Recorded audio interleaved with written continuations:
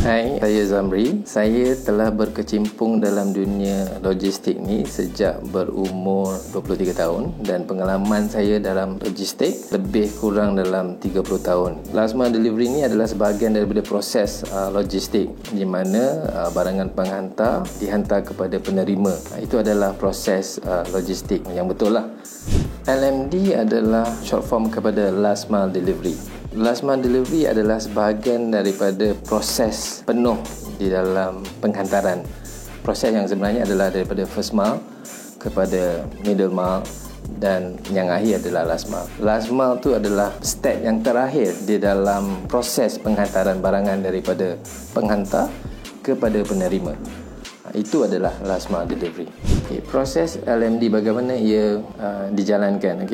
Logistik courier bermula dengan penghantar memasukkan data ke dalam sistem syarikat, apakah barang yang hendak dihantar dan berapakah berat barang tersebut dan juga apakah description barang tersebut, dan data ni pula akan dimasukkan ke dalam sistem service provider, contohnya seperti macam Ecobana, seperti Skynet, Citylink dan apa saja courier company yang ada di Malaysia ni. Dan data tu pula diproses oleh service provider sebelum barangan tersebut di pick up ataupun di collect daripada tempat penghantar. So first proses tu adalah dipanggil first mile, dan bila barang telah di pick up dan dibawa ke hub, proses yang dibawa ke hub adalah proses second mile ataupun middle mile. Dagangan ni akan diproses untuk menentukan ke mana hala tuju barang tersebut, ke mana destinasi dia, sama ada di East Malaysia ataupun di Peninsula Malaysia. Telah dikenal pasti melalui sistem. Sebagai contoh, barangan tersebut dihantar ke Pulau Pinang. Jadi barang tersebut akan diletakkan di bahagian terakhir penghantaran, di mana kita panggil last mile. So, barang-barang ni akan di-sort di hub dan dihantar melalui shuttle ke Pulau Pinang. Dan bila sampai stesen Pulau Pinang contohnya, dan stesen Pulau Pinang akan pula menghantar barangan tersebut ke pihak penerima. Ini yang dipanggil last mile. Proses ni yang dipanggil last mile. So, jelas nampak di situ perjalanan dia dari first mile, middle mile ataupun second mile ke last mile. So, itu cara bagaimana ianya diproses. Cabaran dalam dunia last mile, banyak elemen cabaran sebenarnya.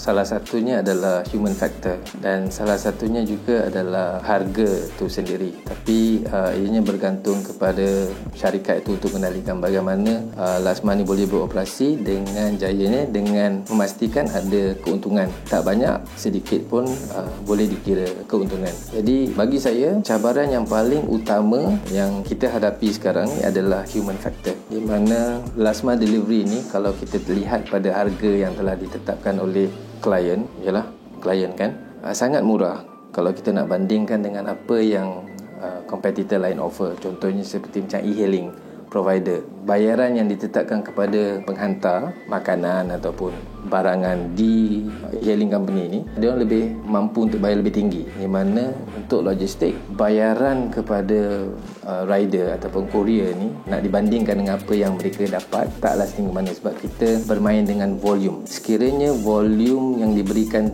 banyak, tinggi, dan bayaran yang kita berikan kepada courier adalah sangat berpatutan, dan yalah mereka boleh mendapat pendapatan yang tinggi. Tapi sekiranya volume tu tak tinggi, jadi pendapatan yang diperolehi oleh rider ataupun courier ni taklah tinggi mana. Sebab macam saya katakan tadi daripada awal, ketetapan harga last mile ni sangat rendah untuk logistik. Jadi itu yang kita kena hadap sekarang ni, dan kita cuba untuk mendapatkan bayaran tinggi, tetapi disebabkan harga yang telah ditetapkan oleh syarikat ataupun pelanggan sangat tidak berbaloi untuk kita lakukan last mile pada saat kini. Jadi kita harus memilih lah harga ataupun kita harus memilih pelanggan yang boleh bayar lebih tinggi daripada apa yang ada dalam standard market sekarang ni. Proses logistik itself tu tak komplit kalau tanpa ada last mile delivery, di mana macam saya cakap daripada awal tadi, proses tu bermula daripada first mile, middle mile dan last mile. Sekiranya last mile tidak dilaksanakan, maksudnya penghantaran barang tu tak komplit, jadi penerima tak terima barang.